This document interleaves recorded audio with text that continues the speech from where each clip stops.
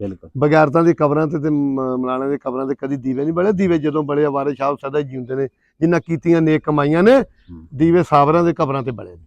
ਰਾਣਾ ਸਾਹਿਬ ਅੱਜ ਮੈਂ ਉੱਥੇ ਤਸਵੀਰ ਵੇਖੀ ਅਹਿਮਦ ਖਾਨ ਖਰਲ ਦੀ। ਹਾਏ ਹਾਏ ਹਾਏ ਤੇ ਵੇਖੋ ਅਹਿਮਦ ਖਾਨ ਖਰਲ ਦੀ ਤਸਵੀਰ ਅੱਜ ਵੀ ਗੁਲਬਰਗ ਥਾਣੇ ਦੇ ਨਾਲ ਲੱਗੀ ਹੋਈ ਹੈ। ਤਰੀਨੇ ਜੀ ਕਿਤਾਬ ਚ ਨਾ ਕਿਤਾਬਾਂ ਚ ਤਾਰੀਖ ਹੈ। ਇਸ਼ਕ ਨੇ ਜਦੋਂ ਸੰਨ ਲਾਈ ਨਾ ਮਹਿਲਾ ਵਾੜੀਆਂ ਨੂੰ ਲਾਈ, ਮਾੜੀਆਂ ਨੂੰ ਲਾਈ ਆ, ਕਦੀ ਕੁਲੀਆਂ ਨੂੰ ਸੰਨਾਂ ਨਹੀਂ ਲਾਈ।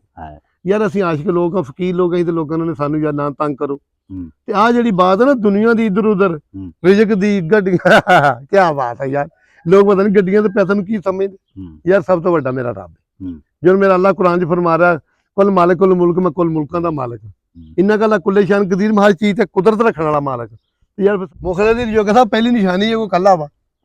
ਦੇਖੋ ਜੀ ਮੌਲਾ ਅਲੀ ਸਰਕਾਰ ਦਾ ਫਰਮਾਨ ਹੈ ਕਿ ਮੇਰਾ ਅਲੀ ਸਰਕਾਰ ਨੇ ਫਰਮਾਇਆ ਜਿਹੜਾ ਕੱਲਾ ਵੇ ਕੋਈ ਵਿਆਹ ਕਰੋ ਸੱਚਾ ਵਾ, ਝੂਠੇ ਨਾਲ ਤੇ ਝੂਮ ਹੁੰਦਾ। ਹੋਇਆ ਨਹੀਂ ਜਦੀਦ ਨਾਲ। ਆ ਵੇਖ ਲਓ ਬੰਦਿਆਂ ਨੂੰ ਪਤਾ ਹੁੰਦਾ ਬੰਦੇ ਗੁਨਾਹਗਾਰ। ਮੈਂ 10,000 ਬੰਦਾ ਖੜਾ ਵੇਖਿਆ ਬੰਦਿਆਂ ਨੇ। ਇਹ ਜਦੀਦ ਦੀ ਨਸਲ ਆ।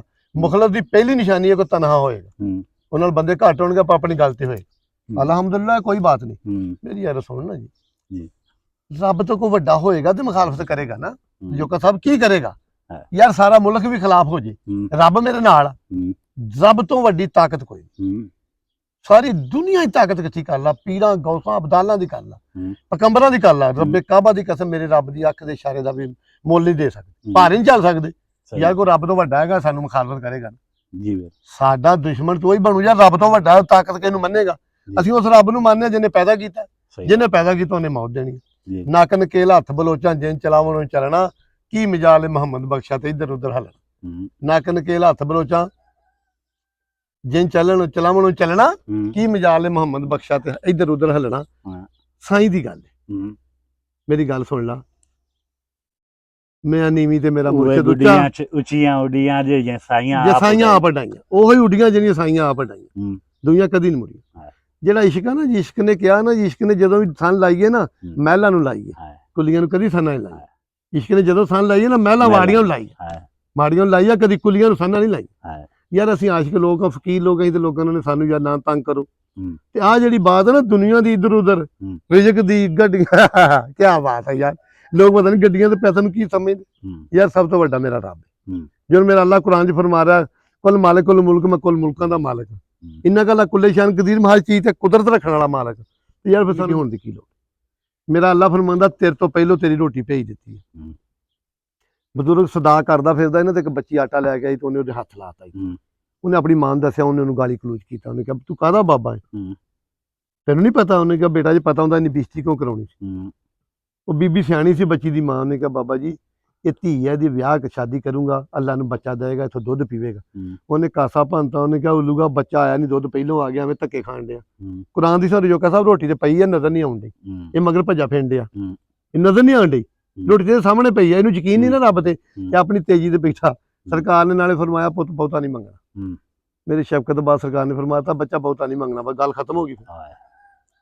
ਅਗਲੀ ਇਸ ਤੋਂ ਤੇ ਕੋਈ ਗੱਲ ਨਹੀਂ, ਬਸ ਬਹੁਤਾ ਨਹੀਂ ਮੰਗਣਾ। ਮੈਂ ਆਪਣੇ ਰੱਬ ਤੇ ਖੁਸ਼ ਹਾਂ, ਜਿੰਨਾ ਦੁੱਖਾਂ ਵਿੱਚ ਦਿਲਬਰ ਰਾਜੀ। ਮੈਂ ਕੀ ਕਹਿਣਾ, ਮੈਂ ਆਪਣੇ ਰੱਬ ਤੇ ਖੁਸ਼ ਹਾਂ। ਰੱਬੇ ਕਾਬਾ ਦੀ ਕਸਮ, ਦੁਨੀਆ ਤੋਂ ਖੁਸ਼ ਹਾਂ। ਸਾਹਿਬ ਮੈਂ ਤੇ ਦੋਸਤੀ ਦੇ ਮਾਮਲੇ 'ਚ ਜਾਂ ਸਾਂਗਿਆਂ ਦੇ ਮਾਮਲੇ 'ਚ, ਰਿਸ਼ਤੇਦਾਰੀਆਂ, ਮੈਂ ਤੇ ਸਮਝਦਾ ਕਿ ਦੋਸਤ ਮੁਖਲਿਸ ਹੋਵੇ, ਭਾਵੇਂ ਉਹਦੇ ਕੋਲ ਸਾਈਕਲ ਵੀ ਨਾ ਹੋਵੇ। ਭਾਈ ਜੀ ਗੱਲ ਸੁਣ ਲੈ, ਜਿਹੜਾ ਸੰਗ ਆ ਨਾ ਜੀ, ਪਤਾ ਹੋਵੇ ਕਿ ਇੱਕ ਗਾਣਾ ਸੀ ਨਾ, ਉਹਨੇ ਕਿਹਾ ਸੱਜਣ ਸੋਹਣਾ ਨਾ ਮਿਲੇ ਨਾ ਸਹੀ, ਹੋਵੇ ਰੰਗ ਦਾ ਕਾਲਾ ਨਹੀਂ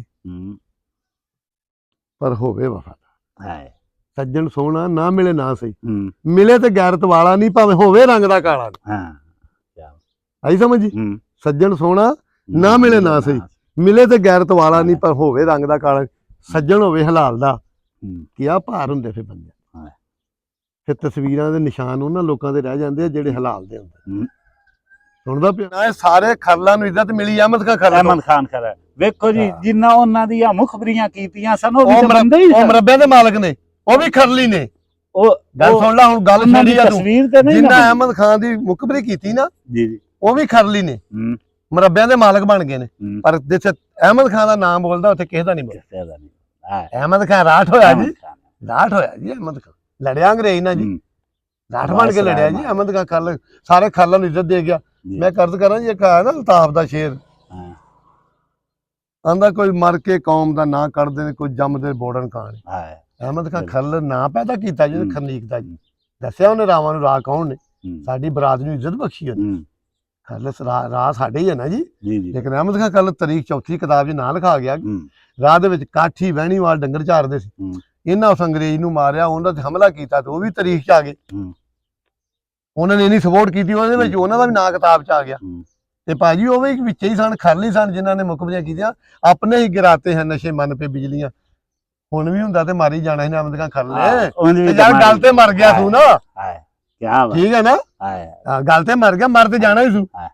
ਤਾਰੀਖ ਤੇ ਛੱਡ ਕਿਆ ਗਿਆ ਨਾ ਅੱਜ ਉਹਦਾ ਨਾਂ ਤਾਂ ਜ਼ਿੰਦਾ ਔਰ ਹੈ ਜਿੰਨਾ ਚਿਰ ਤਾਰੀਖ ਗਵਾਹ ਰਹੇਗੀ ਅਹਿਮਦ ਖਾਨ ਖਰਲ ਦਾ ਨਾਂ ਰਹੇਗਾ ਬਿਲਕੁਲ ਇਹ ਮਾਲਕ ਦੇ ਕੋਲ ਆ ਜੀ ਜੀ ਇਹ ਦੇਖੋ ਨਾ ਤੂੰ ਵੀਰ ਆ ਗਾਵਾਂ ਇਹ ਮਾਲਕ ਦੇ ਕੋਲ ਉਹਨੇ ਕਿਹਾ ਇੱਕ ਅਲਤਾਫ ਦਾ ਸ਼ਹਿਰ ਹੈ ਨਾ ਜੀ, ਅਲਤਾਫ ਸ਼ਹਿਰ ਦਾ ਅਲਤਾਫ ਦਾ ਜੀ।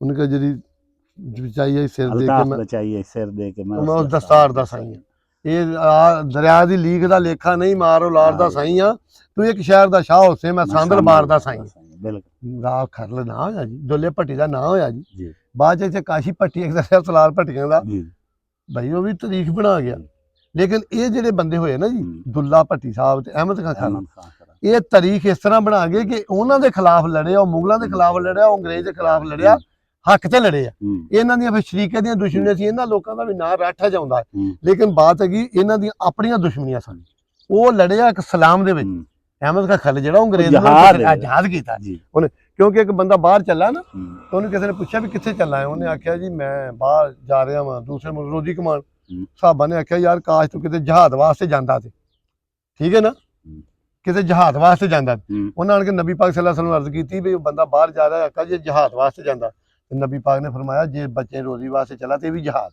ਹੈ ਆਖਿਰ ਤੇ ਮੇਰੀ ਦੁਆ ਹੈ ਕਿ ਸਦਕਾ ਮੁਹੰਮਦ ਆਲੇ ਮੁਹੰਮਦ ਅੱਲਾਹ ਪਾਕ ਹਰ ਦੀ ਧੀ ਨੂੰ ਆਬਾਦ ਕਰੀ ਹਰ ਦੀ ਧੀ ਭੈਣ ਨੂੰ ਸ਼ਰਮ ਹਜਾ ਦੇਈ ਹਰ ਦੀ ਧੀ ਭੈਣ ਨੂੰ ਸਾਹਿਬੇ ਔਲਾਦ ਕਰੀ ਤੇ ਮੇਰੇ ਨੌਜਵਾਨ ਨਸਲ ਨੂੰ ਸਾਹਿਬੇ ਰੁਜ਼ਗਾਰ ਕਰੀ ਨੇਕ ਕਰੀ